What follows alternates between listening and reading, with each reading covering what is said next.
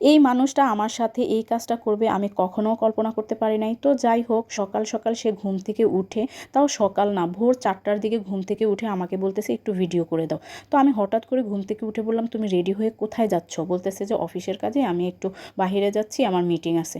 তো আমি বলতেছি, এত সকালে তোমার মিটিং, তুমি কি গাড়ি নিয়ে যাবা? বললে যে না, আমি গাড়ি নিয়ে যাব না, অফিসের গাড়ি নিয়ে যাব আমরা কয়েকজন মিলে।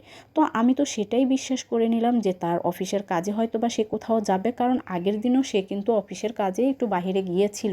তো তাই সে যে আমার সাথে এত বড় মিথ্যা কথা বলবে, যে আমাকে এত বড় ধোঁকা দিবে, আমি কখনো কল্পনা করতে পারি নাই। তো আমি তাকে একটু ভিডিও করে দিয়েছি ঘরে থাকা অবস্থায়, যেহেতু ও চেয়েছে। তো ভিডিও করার পরে আর বাহিরে এই ভিডিওগুলো সবটুক ও নিজে করেছে।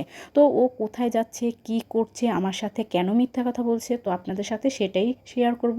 হ্যালো এভরিওয়ান, আসসালামু আলাইকুম, সবাই কেমন আছেন? তো আপনাদের সাথে সেই মিথ্যা কথাটাই শেয়ার করতে চলে আসলাম। এটা হচ্ছে যমুনা ফিউচার পার্ক, ঢাকা। তো সে আমাকে না বলে, মিথ্যা কথা বলে সে এখানে চলে আসছে। তো এখানে কেন আসলো সেটা তো আর আমি জানি না, এই ভিডিওগুলো ও নিজেই করা। এবং সে এমনকি আমার ফোনটাও পর্যন্ত ধরে না। যে মানুষটা বাহিরে গেলে আমাকে 5 থেকে 6 বার ফোন দেয়, সেই জায়গায় আমাকে একবারও ফোন দিচ্ছে না, এবং আমি ফোন দিলে সেটা ধরছেও না। তো এটা আমি মনে করেছি হয়তো বা কোনো সমস্যা, না আমার সাথে কেন মিথ্যা কথা বল, সে যে আমার জন্য মোবাইল কিনতে চলে যাবে এটা তো আমি স্বপ্নেও ভাবি নাই, কল্পনাও ভাবি নাই, আর বাস্তবেও এটা আমি চিন্তাও করি না। আর এটা আমার মাথায় কখনোই আসে নাই যে সে আমাকে এত বড় একটা সারপ্রাইজ দেওয়ার জন্য সে এত কষ্ট করবে আর এত দূর যাবে। তো ও বাহিরে থাকলে আমার কিন্তু ভীষণ টেনশন হয়, কারণ কি এখন দিনকাল ভালো না। তো ও বাইরে থাকলে আমার এমনিতেই অনেক টেনশন হয়, যার কারণে আমি বারবার ওকে ফোন দিই। ভোরবেলায় উঠে সে এই জায়গায় আসবে আমি কখনো কল্পনা করি নাই। তো সে এই তো দেখেন, আমার জন্য মোবাইল কেনার জন্য সে আমার বার্থডেতে এটা সারপ্রাইজ দিবে বলে সে এটা কিনতে গেছে, তাও তার বন্ধুকে নিয়ে গেছে। একজন বন্ধু ছিল ঢাকা, ওখান থেকেই ওনাকে নিয়ে যেয়ে তারপর ও এই মোবাইলটা কিনেছে আমার জন্য।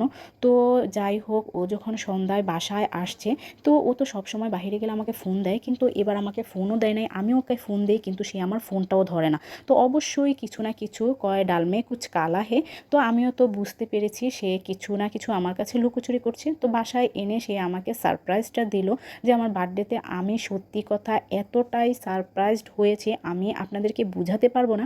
সে আমাকে এরকম একটা গিফট আমার বার্থডেতে দিবে, সত্যি আমি এটা সত্যি কথা আমি বিশ্বাসই করতে পারছি না যে আমার হাজব্যান্ড আমার বার্থডেতে এত একটা বড় সারপ্রাইজ দিবে, সে আমাকে আইফোন গিফট করবে। এটা সত্যি আমি কখনোই কল্পনা করি নাই। আমি যেটা আপনাদেরকে বলছি, কারণ আমার কোনো বিলাসিতা নাই, আমি আমার হাজব্যান্ডের কাছে আজ পর্যন্ত আমি কোনো কিছু চাই নাই, কিন্তু আমার চাওয়ার আগেই সে পূরণ করে ফেলে। আমি জানি না সে আমাকে কতটুক ভালোবাসে বলে সে আমাকে সবসময় আমার বার্থডেতে কিন্তু সে কিছু না কিছু সারপ্রাইজ দেয়। তো এত বড় জিনিসটা যে আমাকে সারপ্রাইজ দেবে আমি কখনো কল্পনা করি নাই। তো আমি তো মহা খুশি। সে কিন্তু আনবক্সিং করেই এনেছে মোবাইলটা, তারপরও সে আমার হাতে আনবক্সিং করার জন্য বারবার আমাকে বলতেছে যে তুমি করো, না হলে মনে করব তুমি খুশি হও নাই, তুমি পছন্দ করো নাই। তো সে আমাকে বলতেছে, তুমি যেহেতু ব্লগ করো, তোমাকে আমি এই আইফোনটা গিফট করছি, যে তুমি এখন থেকে এটা দিয়েই ব্লগ করবা, আর হচ্ছে তুমি নিজে এটা আনবক্সিং করো, আমার কাছে ভালো লাগবে। তো আমার হাজব্যান্ডের খুশি, সে আমার হাত থেকে সেটা চাচ্ছে। তো আমি এই তো সব এক এক করে আনবক্সিং করলাম। তো হাতে জিনিসটা নিয়ে এতটাই ভালো লাগলো, আর সে এত ভালোবেসে আমাকে এই জিনিসটা গিফট করেছে, সত্যি যখন হাতে নিয়েছি যে অনেক অনেক ভালো লেগেছে। আর আল্লাহর কাছে সবসময় দোয়া করি এই মানুষটা যেন সবসময় এরকম থাকে। আমার বিয়ের 10 বছর হয়ে গেছে, আজ পর্যন্ত সে আমার ম্যারেজ ডে, বার্থডে এখনও পর্যন্ত ভুলে নাই। সব সময় সে মনে রাখছে, যা বাকিটা জীবন যেন এইভাবেই মনে রাখে, আর এইভাবেই যেন দুইটা মানুষ সারা জীবন সংসার করে যেতে পারি ভালোভাবে। তো আপনারা আমার হাজব্যান্ডের জন্য দোয়া করবেন, আর আমিও যেন দোয়া করি যে আমার হাজব্যান্ড সব সময় ভালো থাকে, সুস্থ থাকে।